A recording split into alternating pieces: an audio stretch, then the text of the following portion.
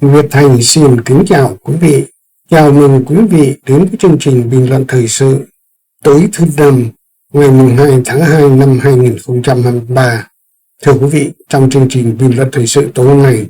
chúng tôi tiếp tục với quý vị các tin tức liên quan tới tình hình chính trị, kinh tế, xã hội Việt Nam cũng như quốc tế. Và thưa quý vị, một chủ đề nổi bật liên quan tới công cuộc chống tham nhũng của Tổng Bí thư Nguyễn Phú Trọng. Truyền thông nhà nước đồng loạt đưa tin cho biết vụ án tham nhũng ở Bộ Tư lệnh Cảnh sát biển sẽ được đưa ra xét xử tại Tòa án Quân sự Thủ đô trong những ngày gần đây. Và thưa quý vị, một cái điều đáng chú ý, trước phiên xét xử, truyền thông nhà nước đưa ra những cái kết luận của cơ quan điều tra của Viện Kiểm sát Quân sự Trung ương truy tố các cái lãnh đạo cấp cao của Cục Cảnh sát biển theo khoản 4 điều 353 Bộ luật hình sự với một cái khung hình phạt cao nhất có thể là tử hình. Một nhân vật là ông Nguyễn Văn Sơn, cựu trung tướng, cựu tư lệnh cảnh sát biển, được cho là đầu vụ, đã bị Viện Kiểm sát Quân sự cáo buộc khi đương chức trong một vụ án đã chỉ đạo rút ruột 50 tỷ từ ngân sách, mua thiết bị, sau đó số tiền 50 tỷ từ ngân sách cấp cho Bộ Tư lệnh Cảnh sát biển để mua thiết bị. Vậy mà các chỉ huy bao gồm các tướng lĩnh và một số đại tá đã chia nhau trong một cái nhóm 5 người. Chúng tôi đưa những tin tức này để quý vị thấy rằng một cái việc quản lý của một tổ chức quân đội, cụ thể là Bộ Tư lệnh Cảnh sát biển, mà rất buông lỏng, và người ta có thể tham nhũng một cái số tiền 50 tỷ dễ như lấy một cái vật ở trong túi quần ra. Và điều đó, cái điều chúng tôi nhấn mạnh, đó là người chịu trách nhiệm phải là Tổng Bí thư Nguyễn Phú Trọng, người chủ trì của cái công cuộc chống tham nhũng. Vì nhiều quý vị đã biết, vụ án này xảy ra năm 2019 và phải tới năm 2021 mới bị phát hiện. Sau đó, Viện Kiểm sát Quân đội đã xem xét và ra quyết định khởi tố vụ án. Chúng tôi nhấn mạnh cái điều này để quý vị thấy rằng lâu nay một số đông những người ở Việt Nam do nghe thông tin một chiều nên người ta luôn luôn ca ngợi Tổng Bí thư Nguyễn Phú Trọng là người có công trong công cuộc chống tham nhũng, mà họ không biết rằng ông Nguyễn Phú Trọng có công chống tham nhũng, nhưng ông Nguyễn Phú Trọng cũng có công làm với người phụ trách công tác nhân sự của Đảng trong tư cách trưởng tiểu ban nhân sự của các đại hội 12 và 13. Đó là lý do hầu hết các nhân sự được ông Nguyễn Phú Trọng lựa chọn đều vi phạm pháp luật, thậm chí bị xử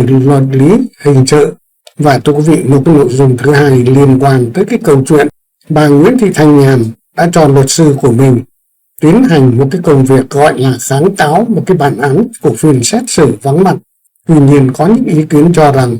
bà Nguyễn Thị Thanh Nhàn không có quyền làm đơn xin kháng cáo, song cũng có những ý kiến cho rằng bản án chưa có hiệu lực pháp luật thì luật sư của bà Nguyễn Thị Thanh Nhàn vẫn có quyền kháng cáo nếu như thấy bản án là bất hợp lý. Thưa quý vị, một cái nội dung thứ ba liên quan tới nội bộ Bộ Công an hiện nay là như thường lệ là những cái tin tức liên quan tới chính trường Việt Nam và tình hình chiến sự Ukraine. Và thưa quý vị, trước khi đi vào các nội dung chi tiết của bài nói chuyện chiều hôm nay, một lần nữa chúng tôi xin nhắc lại với các quý vị rằng KTV là một cái kênh truyền thông mà có lẽ gây ra những sự khó chịu đối với ban lãnh đạo Hà Nội. Đó là lý do tại sao kênh KTV thường xuyên bị tấn công và bị vô hiệu hóa. Tuy nhiên, sự hấp dẫn của KTV trong cái thời gian ngắn khoảng 2 tháng đã có 16.000 người đăng ký trở lại. Và thú vị, tuy nhiên, để tránh những cái tình trạng gián đoạn một thời gian tương đối lâu của KTV, đó là lý do chúng tôi đề nghị với các cái quý vị khán thính giả cũ và khán thính giả mới, quý vị hãy đăng ký kênh dự phòng KTV3 bằng cách quý vị hãy vào trang chủ của kênh YouTube Việt Thành KTV Deal, mà ở đó có một cái nút bấm hướng dẫn đăng ký kênh KTV3, và xin quý vị hãy bấm vào nút đăng ký, đồng thời đừng quên bấm vào nút chuông, và điều đó sẽ giúp cho quý vị theo dõi và nhận được các cái thông tin mới nhất của chúng tôi khi KTV trục trặc. Và thưa quý vị, trong thời gian tới đây, vào những cái ngày nghỉ thứ Bảy Chủ nhật, chúng tôi sẽ có các cái chương trình trực tiếp để giao lưu với quý vị. Trong các cái buổi giao lưu trực tiếp, chúng tôi sẽ thảo luận với các quý vị về những cái câu hỏi quý vị quan tâm trong khả năng hiểu biết hạn hẹp của chúng tôi. Và thú vị, một vấn đề thứ hai đó là một cái số lượng khán giả mới đăng ký KTV News tăng lên, và chắc chắn họ không hiểu rằng không chỉ có những chương trình dài trên 1 tiếng đồng hồ vào các cái buổi 12 giờ trưa và 20 giờ tối, mà trước đó KTV đã phát các cái bản tin ngắn vào các cái buổi 10 giờ 30, 11 giờ 30, 13 giờ 30, 14 giờ, 19 giờ 30, và các cái clip đó được phát trước để ưu tiên dành cho các cái quý vị có hạn chế về quỹ thời gian. Và thưa quý vị, chương trình dài của KTV vẫn tiếp tục duy trì, bởi đó là nhu cầu thảo luận của một số người quan tâm tới chính trị Việt Nam. Chúng tôi xin nhắc lại để quý vị, những ai không có thời gian thì hãy xem những cái clip ngắn từ 10 tới 20 phút của chúng tôi được phát trước. Và thưa quý vị, trước khi đi vào các cái nội dung chi tiết của bài nói chuyện hôm nay, chúng tôi tới với quý vị các tin tức liên quan tới chính trường Việt Nam. Một cái tin tức mà dư luận xã hội cũng như trên mạng xã hội trao đổi và đưa ra những cái ý kiến thậm chí trái ngược nhau. Đó là việc truyền thông nhà nước Việt Nam đã trích thuật về cái câu chuyện luật sư bảo vệ cho thân chủ Nguyễn Thị Thanh Nhàn, tổng giám đốc của công ty AIC, đã làm một cái đơn xin kháng cáo giúp cho bà Nguyễn Thị Thanh Nhàn. Và thưa quý vị, báo Công an Nhân dân ngày 1 tháng 2 liên quan tới bà Nguyễn Thị Thanh Nhàn, tổng giám đốc AIC, báo Công an Nhân dân có một cái bài bình luận với tựa đề "Thay bị cáo Nguyễn Thanh Nhàn để kháng cáo, luật sư bảo vệ thân chủ có sai luật hay không?". Bài báo vừa kể liên quan tới cái vụ bà Nguyễn Thị Thanh Nhàn mới đây đã được các luật sư kháng cáo giúp cho bà một cái bản án 30 năm tù. Và thưa quý vị, luật sư bào chữa cho bà Nguyễn Thanh Nhàn làm cái luật sư được chỉ định do nhà nước sắp xếp, chứ không phải là luật sư do gia đình bảo vệ. Và thưa quý vị, dù là luật sư nhà nước hay luật sư do các cái bị cáo thuê thì họ vẫn phải có trách nhiệm bảo vệ thân chủ của họ. Tuy nhiên, một số ý kiến vội vã cho rằng tú cha viên luật sư bào chữa cho bà Nguyễn Thị Thanh Nhàn sẽ biết bà Nguyễn Thị Thanh Nhàn ở đâu. Thưa quý vị, đó là những cái kết luận theo chúng tôi rất hồ đồ của những người không am tường về pháp luật. Được biết, sau phiên tòa xét xử vắng mặt ngày 4 tháng Giêng, xét xử trong đó bà Nguyễn Thị Thanh Nhàn, chủ tịch tập đoàn AIC, một cái bị cáo đang được Bộ Công an Việt Nam kêu gọi về Việt Nam đầu thú. Theo giới quan sát cho rằng khả năng bà Nguyễn Thị Thanh Nhàn tự nguyện về nước đầu thú như Trịnh Xuân Thanh trước đây làm cái điều không thể. Đặc biệt hơn, bà Nguyễn Thị Thanh Nhàn có những cái quan hệ đặc biệt với Thủ tướng Phạm Minh Chính, một tướng tình báo của ngành công an. Theo báo Công an Nhân dân dẫn lời của luật sư Lê Hồng Vân, thuộc đoàn luật sư thành phố Hà Nội, lập luận cho rằng theo quy định của pháp luật, người bào chữa với các luật sư chỉ được kháng cáo bản án quyết định của tòa án nếu như bị cáo là người dưới 18 tuổi hay người có những cái nhược điểm về mặt tâm thần hay thể chất. Theo luật sư Lê Hồng Vân cho biết, việc luật sư của bị cáo Nguyễn Thị Thanh Nhàn và các cái luật sư khác tham gia làm đơn kháng cáo thay cho bị cáo, một cái bị cáo bị xét xử trong cái phiên vắng mặt do lý do bỏ trốn là không phù hợp với quy định của pháp luật. Theo lập luận của luật sư Lê Hồng Vân cho hay, trong vụ án của bà Nguyễn Thị Thanh Nhàn và 6 bị cáo khác đã bỏ trốn,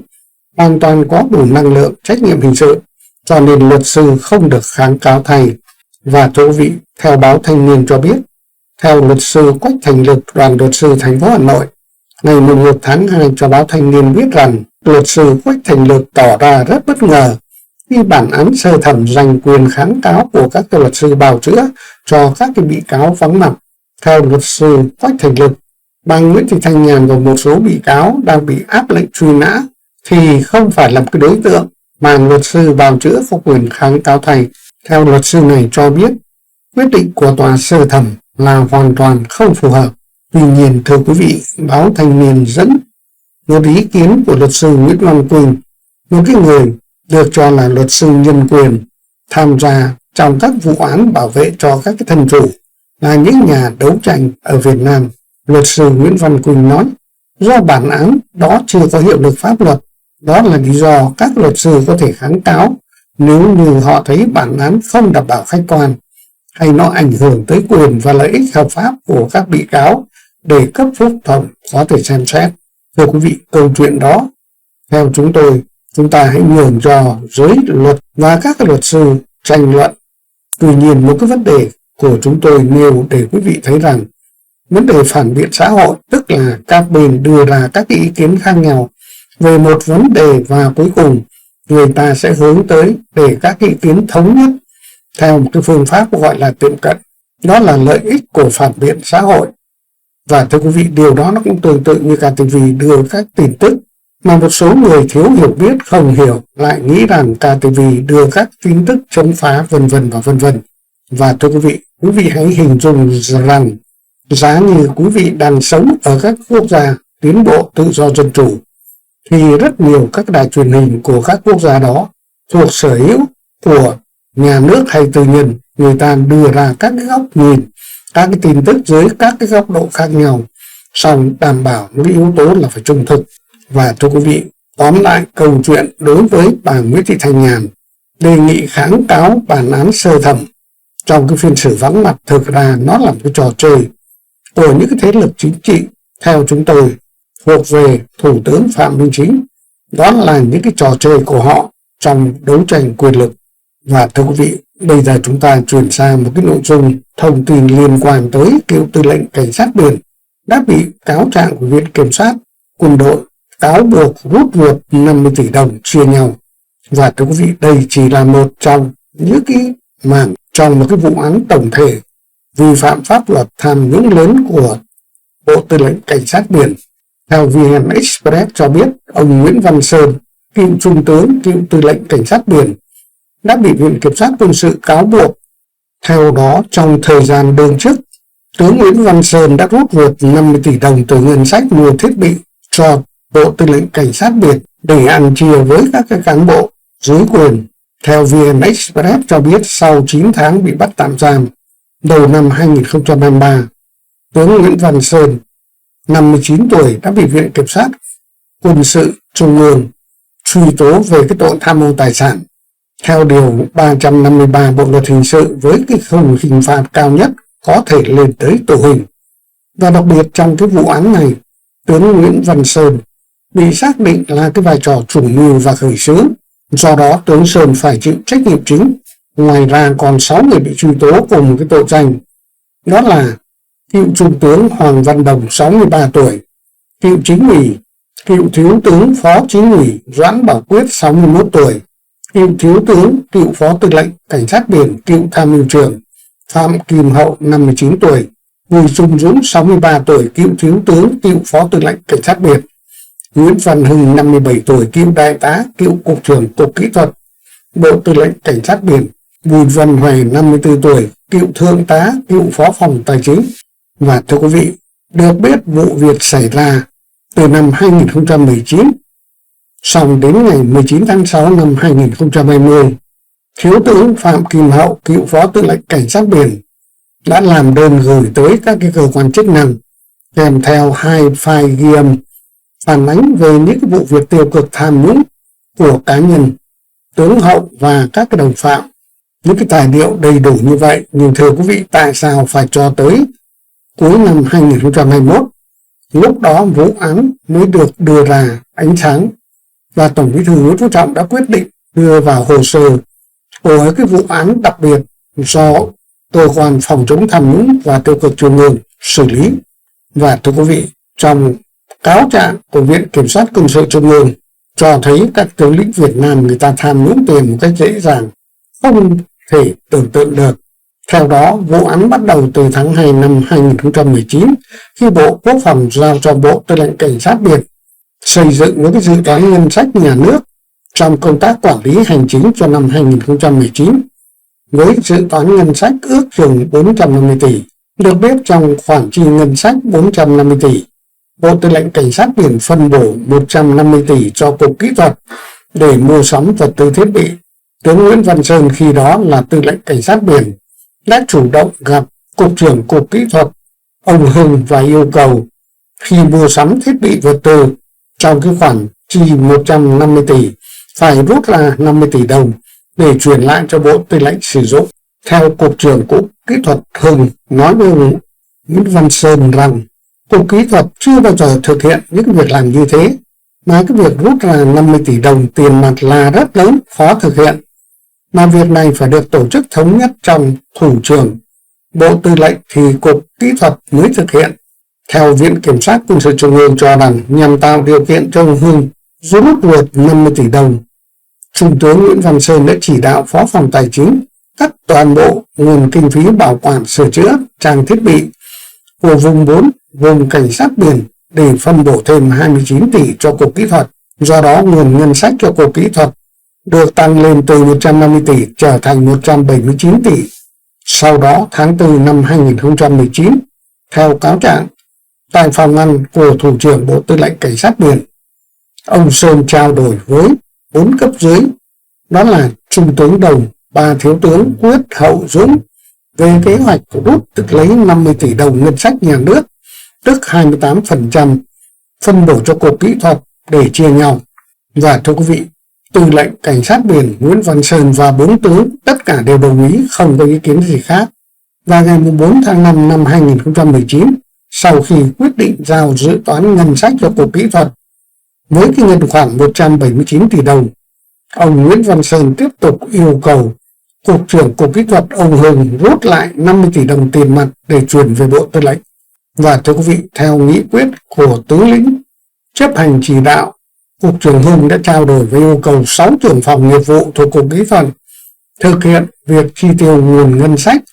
phải rút lại số tiền 50 tỷ. Theo ông Hưng nói với các nhân viên dưới quyền rằng để chuyển lại cho Thủ trưởng Bộ Tư lệnh sử dụng vào việc chung. Trong khi đó, các trưởng phòng nghiệp vụ của Cục Kỹ thuật Cảnh sát biển báo cáo với Cục trưởng Hưng rằng đó là một cái điều vi phạm, khó thực hiện. Sau đó, Cục trưởng Hưng tiếp tục yêu cầu 6 trưởng phòng phải tìm mọi cách rút lại 50 tỷ, bởi đó là nhiệm vụ của Thủ trưởng Cảnh sát biển giao và bằng mọi giá phải hoàn thành. Được biết sau đó, Cục trưởng Hưng đã giao định mức cụ thể cho 6 người. Theo đó, mỗi trưởng phòng phải rút ruột 50 triệu đến 25 tỷ để đủ mức 50 tỷ do Tư lệnh Sơn đưa ra. Và thưa quý vị, trong quân đội, như quý vị đã biết, quân lệnh như Sơn, đó là lý do 6 trưởng phòng của Cục Kỹ thuật phải thực hiện theo chỉ đạo phân chia nguồn ngân sách được giao thành 29 gói thầu, trong đó có 9 gói thầu giá trị dưới 10 tỷ để Tư lệnh Cảnh sát biển phê duyệt, không phải báo cáo cho Bộ Quốc phòng biết. Đồng thời, các trưởng phòng cũng đặt vấn đề với các nhà thầu nâng giá nhằm hỗ trợ cho đơn vị có nguồn quỹ vốn sử dụng vào những cái mục đích phúc lợi khác. Và thưa quý vị, điều đó theo cáo trạng của Viện Kiểm sát Quân đội cho hay nó là một cái thông lệ cho tất cả các cái đơn vị tham dự thầu, trúng thầu hay các cái doanh nghiệp phải chấp nhận việc nâng giá vật tư thiết bị hay trích lại lợi nhuận cho bên là chủ đầu tư. Được biết sau đó, ông Hưng, ông Hòe tham mưu đề xuất Tư lệnh Cảnh sát biển ký hợp đồng với các doanh nghiệp, trong đó có 24 hợp đồng do 16 doanh nghiệp thực hiện có liên quan tới cái việc rút ra 50 tỷ đồng. Các cái doanh nghiệp cùng với Bộ Tư lệnh Cảnh sát biển đã làm thủ tục nghiệm thu bàn giao vật tư thiết bị về kho tổng hợp và lập tức chuyển tiền thanh toán dứt điểm cho các nhà thầu. Được biết sau đó, từ tháng 12 năm 2019 tới tháng 1 năm 2020, theo thỏa thuận, các nhà thầu đã chuyển trực tiếp bằng tiền mặt cho 6 trưởng phòng của Cục Kỹ thuật. 6 trưởng phòng sau đó nộp lại toàn bộ cho Cục trưởng Hưng để chuyển tiếp cho Trung tướng Nguyễn Văn Sơn. Được biết, việc giao nhận và chia tiền được thực hiện tại làm việc của Tư lệnh Cảnh sát biển có mặt của Cục trưởng Hưng. Sau khi nhận 50 tỷ, tướng Nguyễn Văn Sơn đã chia cho bản thân ông ta và 4 tướng dưới quyền, đó là Đồng, Hậu, Quyết, Dũng. Được biết, tới tháng 9 năm 2021, vụ việc bị bại lộ. Đoàn kiểm tra của Bộ Quốc phòng, Ủy ban Kiểm tra Quân ủy Trung ương, 5 người hưởng lợi đã tự nguyện nộp lại mỗi người 10 tỷ đồng để khắc phục toàn bộ hậu quả của vụ án. Trong khi đó, 6 trưởng phòng thuộc Cục Kỹ thuật của Bộ Tư lệnh Cảnh sát biển, Viện Kiểm sát Quân sự nhận định rằng các hành vi của họ có dấu hiệu đồng phạm trong cái việc tham ô tài sản. Song đó là trong một cái mối quan hệ lệ thuộc cấp dưới và cấp trên. 6 trưởng phòng không có động cơ vụ lợi, và quan trọng hơn, họ không biết số tiền 50 tỷ đồng đó là hành động móc ruột ngân sách để chia nhau. Đó là lý do theo Viện Kiểm sát, quân đội không xem xét xử lý hình sự đối với 6 lãnh đạo cấp phòng. Thưa quý vị, đây chỉ là một cái vụ việc ở Bộ Tư lệnh Cảnh sát biển. Người ta sẵn sàng chủ động tìm mọi cách moi tiền ngân sách của nhà nước, mà những cái đồng tiền đó thực chất là tiền thuế của người dân lao động. Và thưa quý vị, một cái vấn đề đặt ra, tại sao trong một thời gian dài vụ án mới bị phát hiện? Và đây chúng tôi phải nói với quý vị, quân đội Việt Nam áp dụng tất cả những chính sách của quân đội Trung Quốc. Và nếu những ai đã trải ra qua một cái môi trường trong quân đội Việt Nam thì chắc hẳn quý vị hiểu có một khái niệm tổ tam tam. Đó là một tiểu đội được chia ra các cái tổ 3 người. Theo chúng tôi được biết, đó là những cái cách kiểm soát lẫn nhau của quân đội Trung Quốc. Trong một cái tổ tam tam, 3 người sẽ theo dõi lẫn nhau. Và thưa quý vị, tương tự như quân đội, Bộ Công an cũng vậy. Có những cái thắc mắc cho rằng KTV đưa ra các cái lập luận liên quan tới cái mâu thuẫn nội bộ trong Bộ Công an. Cụ thể là Thượng tướng Trần Quốc Tỏ, Thứ trưởng Thường trực và Bộ trưởng Công an Tô Lâm. Thưa quý vị, nhiều người cho rằng ông Trần Quốc Tỏ là em trai của Trần Đại Quang, mà Trần Đại Quang là nạn nhân qua đời bởi một cái bệnh lạ do Nguyễn Phú Trọng là chủ mưu. Thì không có lý Trần Quốc Tỏ lại bắt tay với ông Nguyễn Phú Trọng để giám sát ông Tô Lâm hay sao? Và thưa quý vị, nó cũng là những cái kinh nghiệm quản lý nhân sự của Trung Quốc, kể cả nhân sự cấp cao. Trong một tổ chức, người ta thường bố trí những cái người có mâu thuẫn đối chọi để giám sát lẫn nhau. Và thưa quý vị, bây giờ chúng ta đi vào các nội dung liên quan tới Bộ Công an. Và nhiều quý vị đã biết, theo nhận định, nội bộ Bộ Công an Việt Nam hiện nay có những cái vấn đề đáng quan tâm.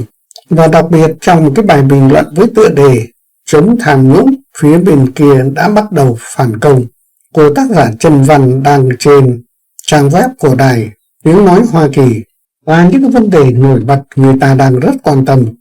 Tại sao những cái câu chuyện mâu thuẫn trong Bộ Công an, cũng như những cái tin tức trong mấy ngày vừa qua chúng tôi đưa tin liên quan tới những cái lực lượng không ủng hộ ông Nguyễn Phú Trọng bắt đầu có những cái động thái phản công, và điều đó nó ảnh hưởng như thế nào. Và thưa quý vị, chúng ta bắt đầu bằng một cái bản tin liên quan tới những cái mâu thuẫn trong nội bộ Bộ Công an hiện nay. Và thưa quý vị, theo giới thạo tin cho hay, một cái đối trọng trong Bộ Công an ngược với Bộ trưởng Công an Tô Lâm, một cái người tưởng chừng có quyền lực tuyệt đối, đó là ông Trần Quốc Tỏ, Thứ trưởng Thường trực, một cái nhân vật được cho là thân cận với ông Nguyễn Phú Trọng. Và nếu quý vị biết rằng ông Trần Quốc Tỏ là một cái nhân vật ai ai cũng biết, đó là em trai của cố chủ tịch nước ông Trần Đại Quang. Những cái điều chúng tôi vừa kể xem ra là vô lý, bởi vì có những cái đồn đoán cho rằng ông Trần Đại Quang do ý định tiếm quyền của Tổng Bí thư Nguyễn Phú Trọng nên đã bị loại trừ bởi một cái căn bệnh lạ. Sao em trai của ông Trần Đại Quang lại được ông Nguyễn Phú Trọng tin tưởng và rút từ chức vụ Bí thư Tỉnh ủy Thái Nguyên về làm Thứ trưởng Thường trực của Bộ Công an, đồng thời phong chức Thượng tướng. Và điều đó nó liên quan gì tới cái câu chuyện trong buổi lễ trao quyết định để cho Trung tướng Chánh Văn phòng, người phát ngôn của Bộ Công an, đồng thời là thư ký của Bộ trưởng Công an Tô Lâm, Trung tướng Tô Ân Sô, lại do ông Trần Quốc Tỏ chủ trì và đưa ra những cái quyết định của Ban Bí thư và Bộ Chính trị. Vì như quý vị đã biết, ông Tô Ân Sô là một trong những cái lãnh đạo nằm trong danh sách quản lý của Đảng. Song một cái điều bất ngờ hơn, lập tức Bộ trưởng Công an Tô Lâm đưa ra những cái tuyên bố cho biết ông sẽ giữ ông Tô Ân Sô ngồi lại để tiếp tục trong vai trò thư ký của Bộ trưởng. Tại sao lại có những cái vấn đề trái ngược như vậy? Và nếu quý vị biết rằng một cái mối quan hệ của Bộ trưởng Công an Tô Lâm đối với ông Trần Cẩm Tú, một cái nhân vật được cho là có quyền lực trong Đảng, một cái điều quan trọng hơn đó là lâu nay giới thạo tin cho rằng Bộ trưởng Công an Tô Lâm có một cái mối quan hệ đặc biệt đối với ông Trần Cẩm Tú, chủ nhiệm Ủy ban Kiểm tra Trung ương. Thậm chí người ta khẳng định Bộ Công an chuyển các cái tài liệu cho Ủy ban Kiểm tra Trung ương thì nhất Ủy ban Kiểm tra Trung ương sẽ đưa ra những cái kết luận và các cái đề nghị kỷ luật, như Bộ Công an yêu cầu. Và thưa quý vị, trong ngày hôm nay có những tin tức liên quan tới cơ quan phòng chống tham nhũng quyết định kỷ luật. Một cái thông tin đầu tiên đó là việc truy tố nguyên chủ tịch và phó chủ tịch tỉnh Bình Thuận với lý do làm thất thoát tài sản tiền bạc của nhà nước. Đó là nguyên chủ tịch Ủy ban Nhân dân tỉnh Bình Thuận, ông Nguyễn Ngọc Hai, và nguyên phó chủ tịch tỉnh là ông Lương Văn Hải đã bị truy tố về tội vi phạm quy định trong công tác quản lý sử dụng tài sản của nhà nước, gây thất thoát, lãng phí, gây hậu quả nghiêm trọng. Thưa quý vị, những cái tin tức liên quan tới cái việc kỷ luật nguyên chủ tịch và nguyên phó chủ tịch của tỉnh Bình Thuận nó làm câu chuyện thường ngày ở huyện, không có gì quan tâm. Nhưng một cái tin tức tiếp theo đó là kỷ luật phó chủ tịch và một loạt lãnh đạo của tỉnh Thái Nguyên. Truyền thông nhà nước đưa tin cho hay sau khi bị kỷ luật đảng ngày 1 tháng 2, Phó Thủ tướng ông Trần Lưu Quang đã ký các quyết định thi hành kỷ luật phó chủ tịch và các cựu lãnh đạo tỉnh Thái Nguyên. Theo đó,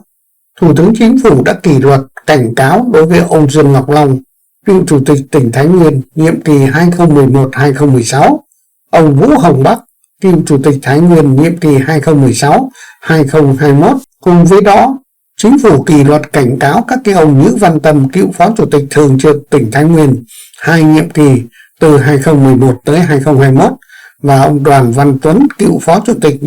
tỉnh này, nhiệm kỳ 2016-2021. Riêng ông Lê Quang Tiến, phó chủ tịch tỉnh Thái Nguyên, chỉ bị kỷ luật khiển trách. Theo thông cáo của chính phủ cho hay, việc kỷ luật các cái cán bộ lãnh đạo nêu trên do đã có những cái vi phạm khuyết điểm trong công tác, và Ủy ban Kiểm tra Trung ương đã thi hành kỷ luật về mặt đảng. Và thưa quý vị, trước đó tại kỳ họp thứ 24 của Ủy ban Kiểm tra Trung ương, do ông Trần Cẩm Tú, chủ nhiệm chủ trì, đã đưa ra những cái kết luận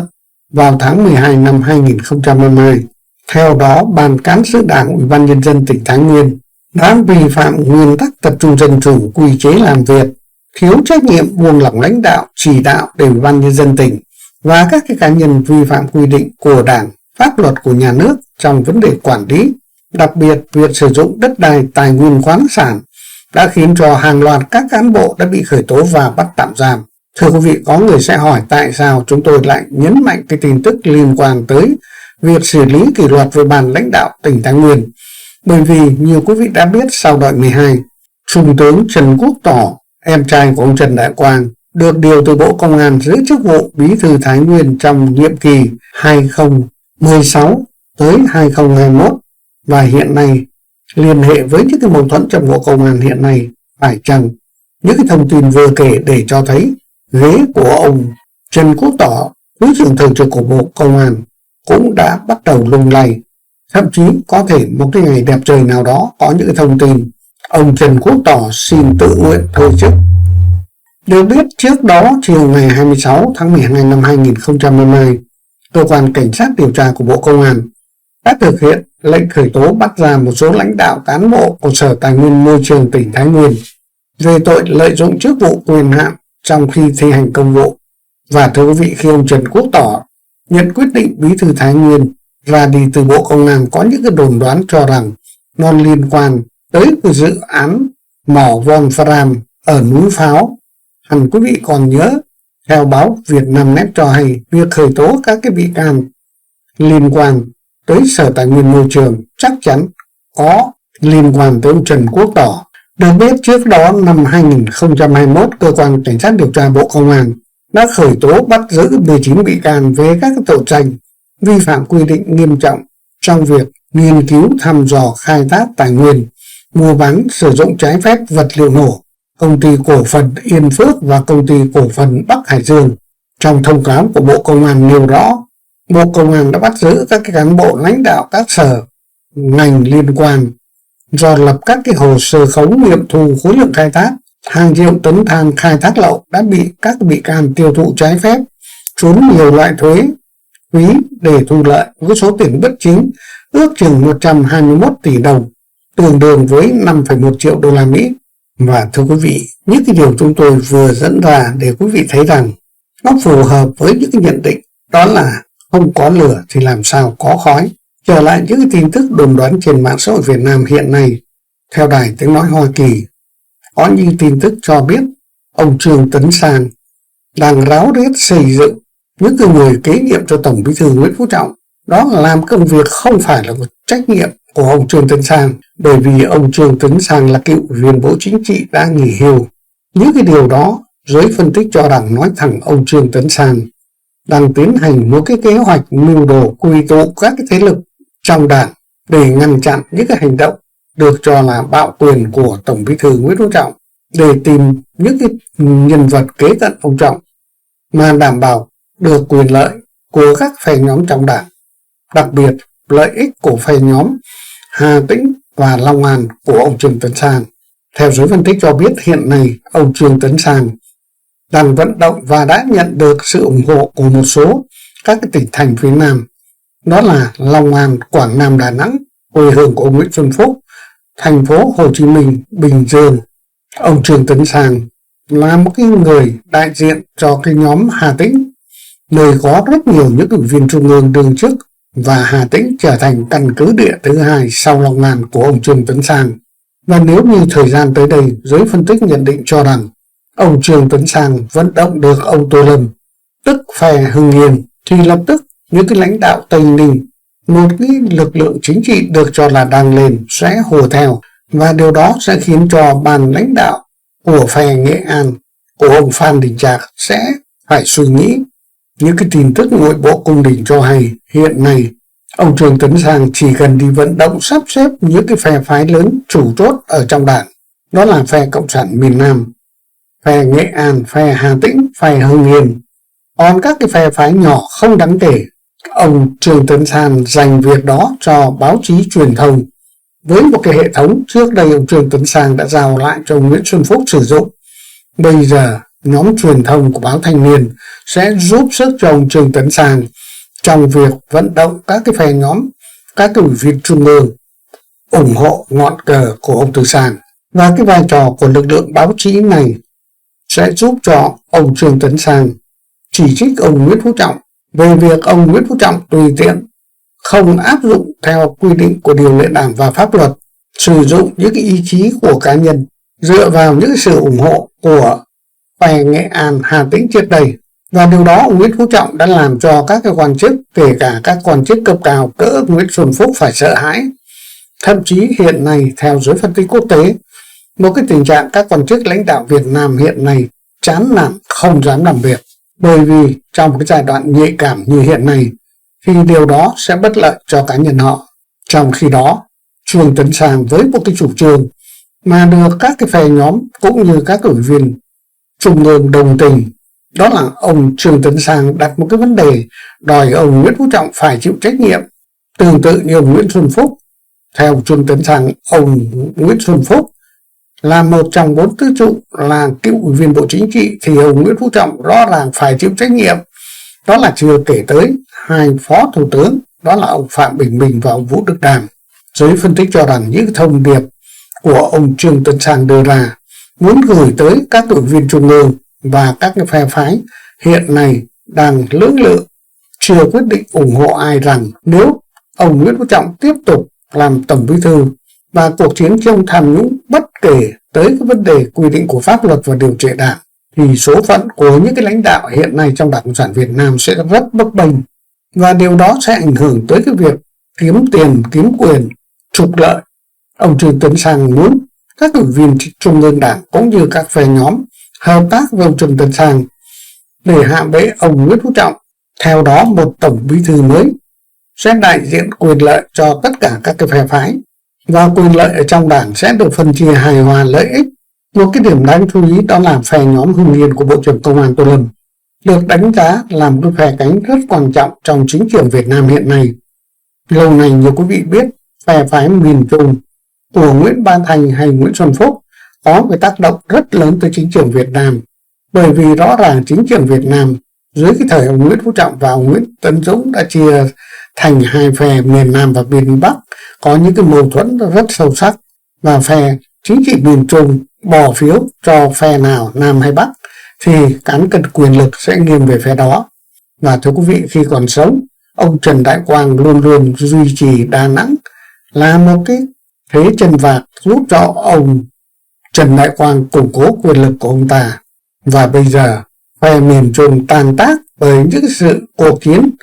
giữa Nguyễn Bá Thanh và Nguyễn Xuân Phúc. Ông Nguyễn Xuân Phúc đã góp sức với Nguyễn Phú Trọng làm cho thế lực chính trị miền Trung tan hoang, và bây giờ thế lực chính trị quan trọng trong đảng nổi lên thay thế cho vai trò của miền Trung, đó là thế lực chính trị ở Hưng Yên. Đó là lý do tại sao người ta nói trong một cái thời gian 12 năm mà ông Nguyễn Phú Trọng trong vai trò Tổng Bí thư, chưa bao giờ cánh báo chí lại có những cái bài viết phản đối những cái hành động của ông Nguyễn Phú Trọng trong việc loại trừ ông Nguyễn Xuân Phúc như hiện nay. Trong đó phải kể tới một cái nhà báo nữ, đó là bà Hồ Thu Hồng, tổng biên tập của báo Thể thao Thành phố, một người được cho là người tình của tướng Nguyễn Văn Hưởng, trợ lý an ninh và tôn giáo cho cựu Thủ tướng Nguyễn Tấn Dũng. Một cái câu hỏi đặt ra, tại sao Trương Tấn Sang sử dụng cánh nhà báo như vậy mà Bộ Công an không ra tay giải quyết? Có những ý kiến cho rằng phải chăng Bộ trưởng Công an Tô Lâm đang lợi dụng nhóm báo chí này để hạ uy tín của Tổng Bí thư Nguyễn Phú Trọng, và thực ra ông Tô Lâm có một mục tiêu không phải là chiết tế chủ tịch nước, mà mục tiêu của ông Tô Lâm cao cả hơn nhiều điều người ta nghĩ, đó là chiết tế Tổng Bí thư của ông Nguyễn Phú Trọng, và ông Nguyễn Phú Trọng rất biết điều đó. Đó là lý do trong các bài nói chuyện trước chúng tôi đã nói với quý vị, kết của cuộc chiến sẽ là cuộc đấu giữa Nguyễn Phú Trọng và Tô Lâm. Còn Vương Đình Huệ cũng chỉ làm cái nhân vật liều tiều, không có ý nghĩa. Những cái điều vừa kể để quý vị thấy rằng một cái chiều hướng đang lan rộng ở trong đảng hiện nay, đó là các ủy viên trung ương và các cái lãnh đạo cấp cao, đặc biệt phe Hưng Yên của Bộ trưởng Công an Tô Lâm cũng đang cân nhắc xem xét những cái đề nghị, đó là gợi ý của ông Trương Tấn Sang. Theo giới phân tích cho rằng, một cái tổng bí thư mới chắc chắn phải là những cái nhân vật mà Trung Quốc chấp nhận, phải đảm bảo giữ gìn ổn định trong mối quan hệ Việt Nam-Trung Quốc, tối thiểu phải như hiện nay dưới thời Tổng Bí thư Nguyễn Phú Trọng. Và đảm bảo điều đó thì tân Tổng Bí thư là bất kỳ ai đảm bảo các nguyên tắc, đảm bảo mối đoàn kết Việt Nam và Trung Quốc, trong khi ông Trương Tấn Sang có những cái cơ sở tuyệt vời, đó là hai tỉnh Hà Tĩnh và Hà Giang được cho là có những mối quan hệ đặc biệt với Trung Quốc, mà ông Trương Tấn Sang đã chuẩn bị một cái kế hoạch trước đây khoảng 10 năm. Và một cái nguyên tắc chắc chắn không phải nói thì ông Trương Tấn Sang sẽ thực hiện, đó là những cái ứng cử viên cho vai trò tân Tổng Bí thư phải đảm bảo không động chạm tới những cái lợi ích của các cái phe nhóm trong đảng. Và thưa quý vị, Đài Tiếng Nói Hoa Kỳ hôm nay có một cái bài bình luận với tựa đề